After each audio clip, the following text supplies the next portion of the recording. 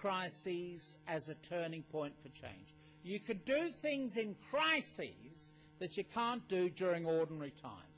The Prime Minister, Kevin Rudd, keeps talking about the global financial crisis, the worst crisis since the Great Depression of the 1930s. It's interesting to note that the Great Depression of the 1930s and then World War II enabled President Roosevelt to reinvent the American government.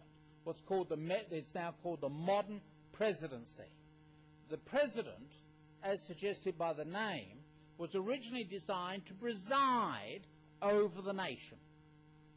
The original president, George Washington, said that he was simply going to preside. He wasn't going to run the country. That was going to be done by the lower house, the House of Representatives, who come up for election every 2 years, the entire house. They're the people closest to the general public.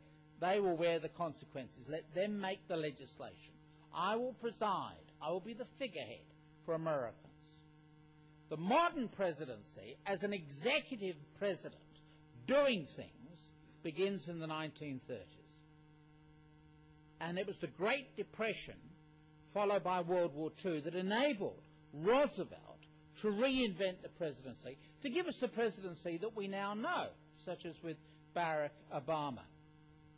So in other words, a crisis can suddenly enable new thinking to suddenly erupt. Now the tragedy of 9/11, September the 11th, 2001, is that President Bush used that tragedy for the politics of fear, to make Americans scared of the so-called Islamic threat, etc. He could easily have used that incident, that tragedy, to get Americans off their addiction to oil.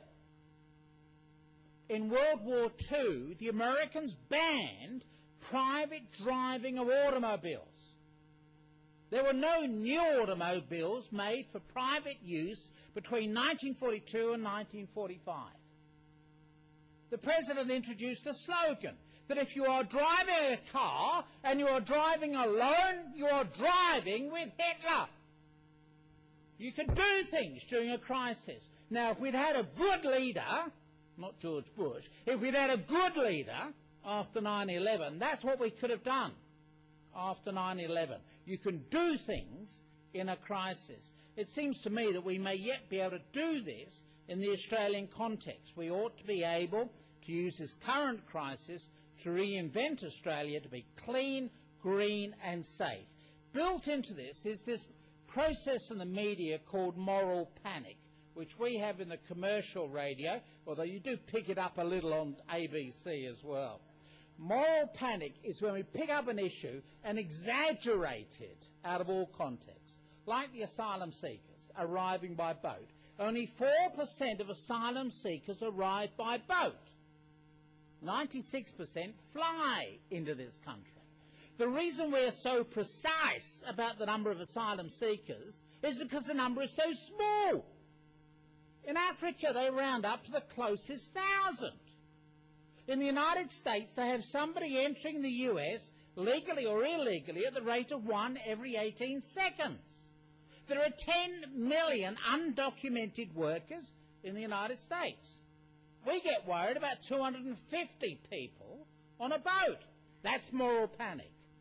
We can also use moral panic for environmental crises. Once these crises of climate change begin to kick in, so therefore you can use moral panic to your advantage. Remember, you can do things in a crisis you can't do in ordinary times. Thirdly, I think the crisis can be used for reinvention.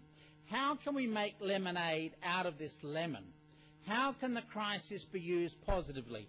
I've given you a website of what's happening in the United States. In the interest of time, I won't go through all of those examples, but simply we're seeing in the United States now the development of solar electricity, the development of green-collar jobs, such as making homes more energy efficient, eliminating heat loss. Thirdly, the creation of organic gardening on deserted city lots. This is good for growing food. It's good for enhancing social cohesion. Those of you who've got a British background will know that we call those things allotments, bringing people together to grow their veggies. And also in the case of Americans, it gives the people exercise. which Americans need.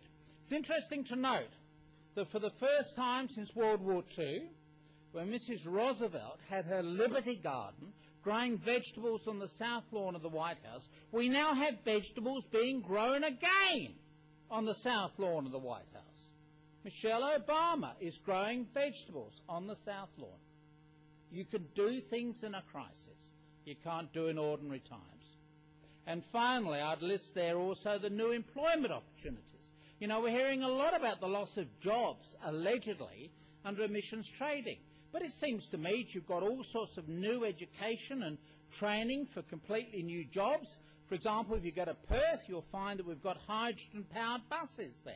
That's required all sorts of new types of training. You've got new careers that will open up in, for example, carbon forensic accounting, making sure that carbon records are accurate.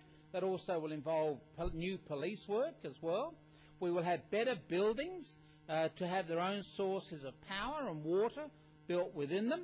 For example, the suggestion of solar collectors to generate electricity and then, if necessary, sell the surplus back to the grid system, what's called free feed-in tariffs in Europe. We've got the recycling of what's called black water. If you get an opportunity to go down to Melbourne, visit Council House 2. It's a brilliant new building which has been designed by A.G. Coombs. And they actually take water out of the sewage system, that's called black water, purify it, run it through their air conditioning system. And it's actually then clean enough by the time it leaves the building to go into the city fountains.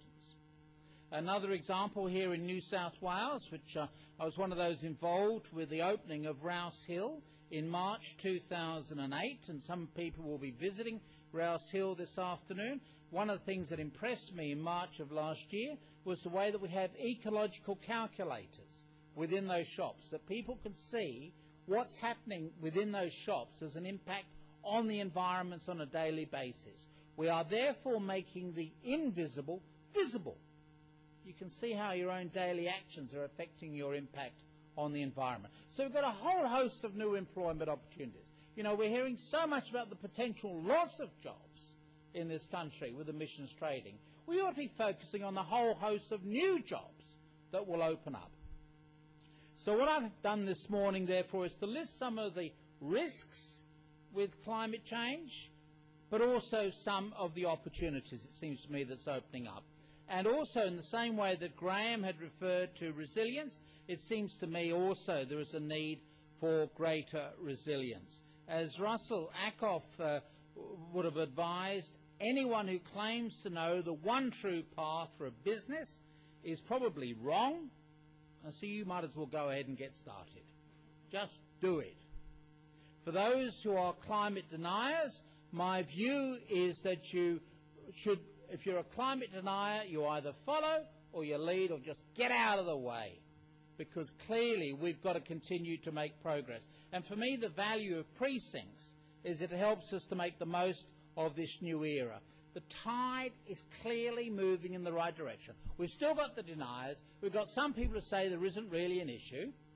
But it seems to me that the use of a tool like precincts in a very practical way, as you'll see this afternoon in the demonstration, is a way that we can help make the most of the new era.